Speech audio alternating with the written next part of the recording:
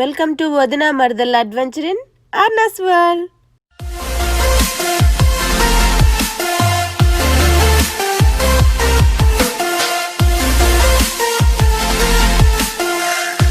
హే friends, ఈరోజు సర్వమూలిక కషాయం ఎలా చేయాలో చూపించబోతున్నాను.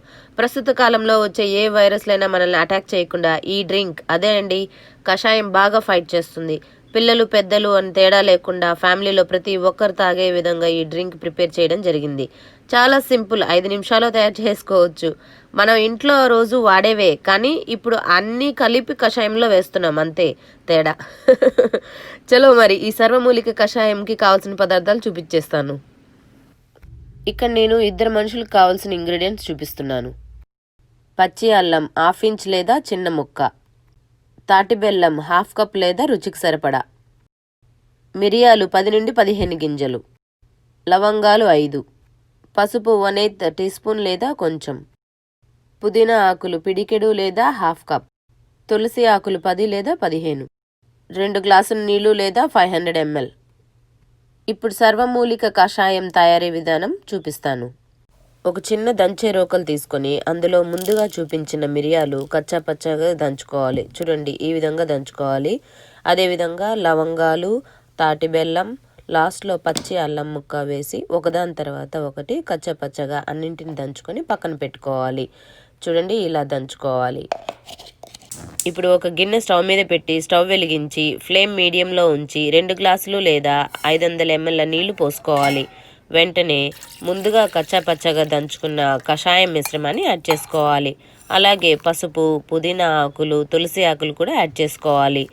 అన్నీ కలుపుకున్నాక స్టవ్ ఫ్లేమ్ హైలో పెట్టి కషాయాన్ని 3 నిమిషాల పాటు మరిగించుకోవాలి.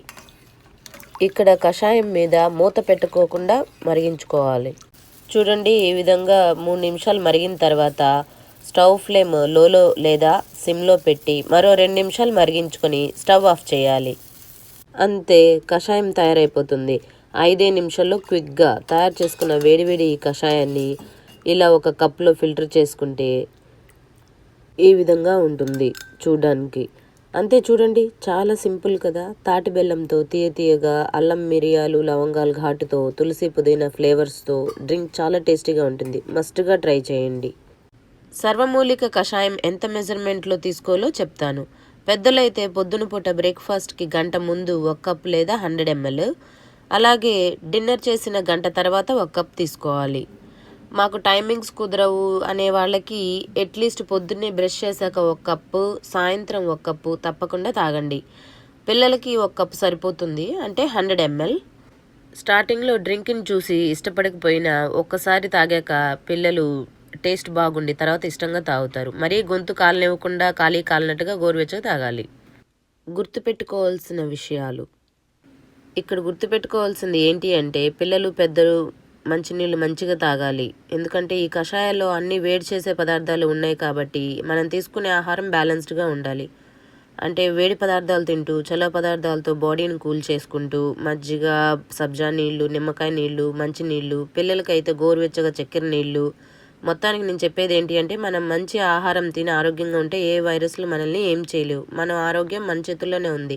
మన టార్గెట్ మన గొంతులో వైరస్ని కూర్చోబెట్టకుండా బయటికి వచ్చేసేలాగా చూడడమే. సో మరొక మంచి వీడియోతో మీ ముందుంటాను. మేము ఛానల్కి కొత్త, సో మా వీడియోస్ నచ్చితే లైక్ చేయండి, షేర్ చేయండి, సబ్స్క్రైబ్ చేసి మమ్మల్ని ఎంకరేజ్ చేస్తే మరెన్నో హెల్దీ అండ్ టేస్టీ వీడియోస్తో మీ ముందుంటాను. So until then, drink healthy, be active, and don't forget to keep smiling.